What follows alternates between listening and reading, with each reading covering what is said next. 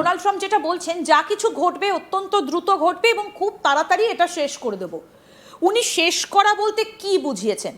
কারণ তিনি একদিকে বলছেন যে শান্তি চুক্তি শেষ, তিনি ইরানকে বিশ্বাস করেন না, এবং তিনি আরো বলছেন যদি দেশটার কাছে কোনো নিউক্লিয়ার থেকে থাকে তাহলে হয়তো তারা সেটা খারাপ কাজে ব্যবহার করবে।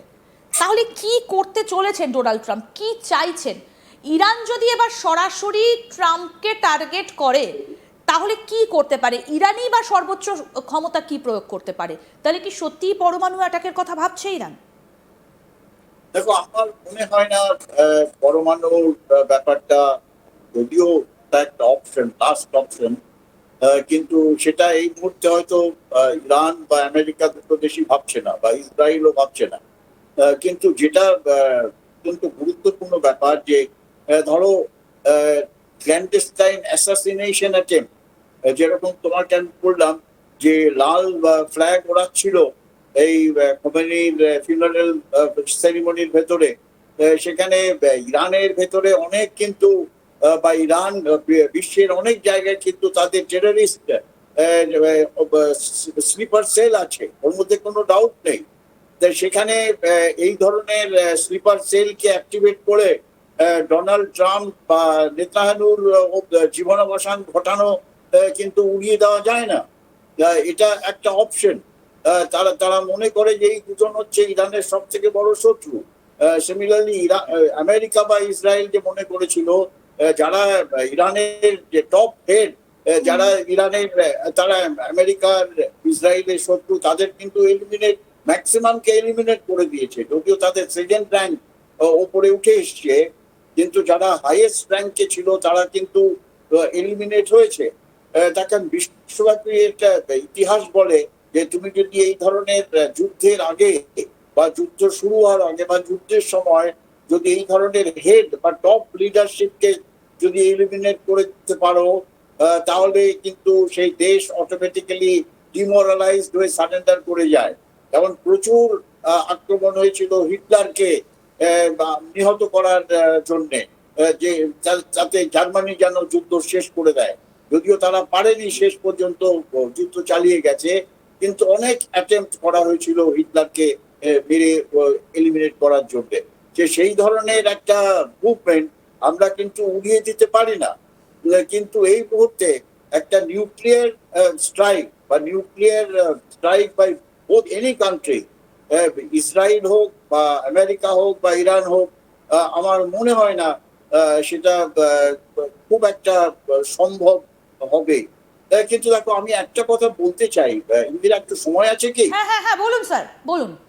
দেখো, একটা অবজারভেশন যেটা আমি করেছি, জানি না তোমরা কভার করেছো কিনা এই ফিউনারেল সেরিমনির মধ্যে, যদিও আমরা খুব আমাদের ফরেন পলিসি খুব ব্যালেন্স করে চলছে, কিন্তু আমরা দেখলাম ইরান কিন্তু ভারতবর্ষ থেকে যত সেপারেটিস্ট, যারা সেপারেটিস্ট মুভমেন্ট করে, যে জম্মু অ্যান্ড কাশ্মীরকে পাকিস্তানকে দিয়ে দাও, ভারতবর্ষের মধ্যে এই ধরনের অ্যাক্টিভিটিস হচ্ছে, তাদের কিন্তু ইরান ইনভাইট করেছিল।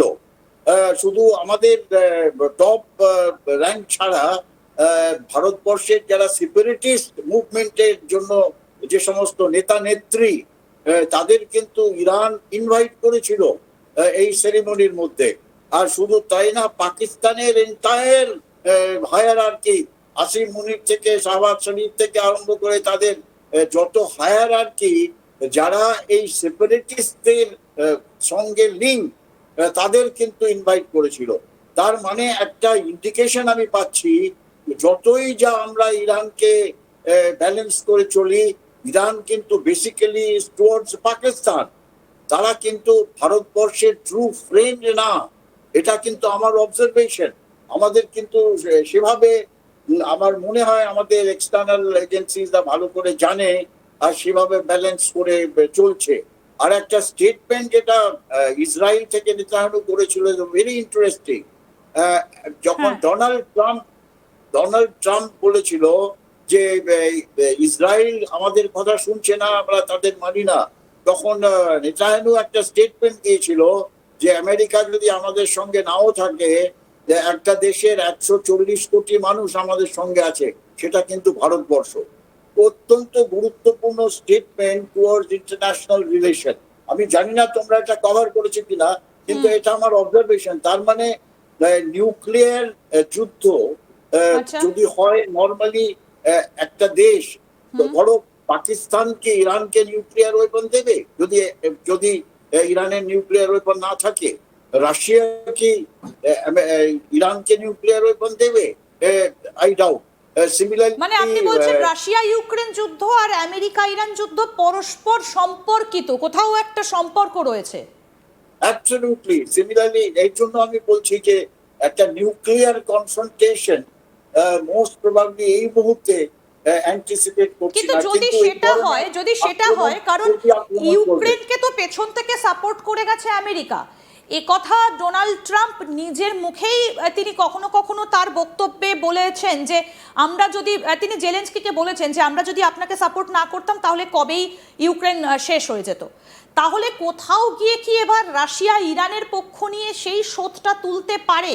কারণ ইরান ইতিমধ্যেই কিন্তু বলেছে যে তারা এবার আঘাত হানতে শুরু করবে এবং তারা কোথাও গিয়ে এবার চরম একটা আঘাত হানার কথা বলেছে। তাহলে কি কোথাও গিয়ে এই আঘাতটার সঙ্গে রাশিয়া এবং চায়নার একটা কনসেন্ট রয়েছে? দেখো, সেটা আমরা টোটালি ওভাররুল করতে পারি না। তুমি দায়িত্ব বলতে দিলাম। দেখো, ইউক্রেনকে কিন্তু ক্লিয়ার আমেরিকা বলে দিচ্ছে কি আমরা তোমাদের সাপোর্ট দিচ্ছি আর দিয়ে দেব।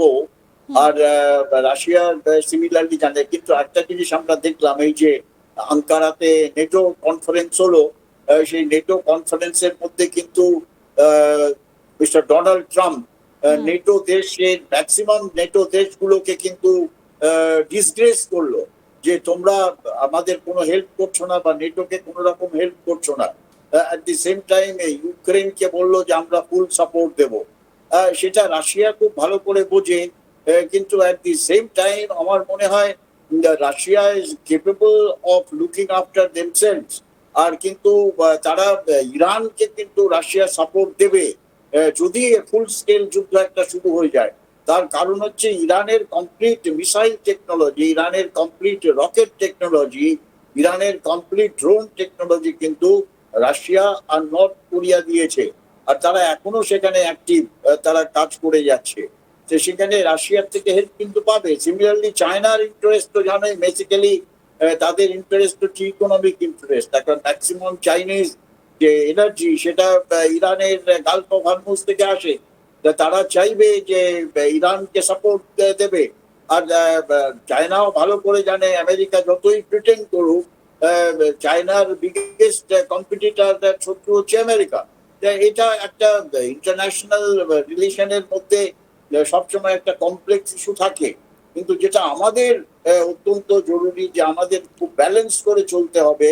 আমরাও চাই আমাদের এনার্জি সাপ্লাইটা ফ্লো যেন থাকুক ইরানের দিক থেকে।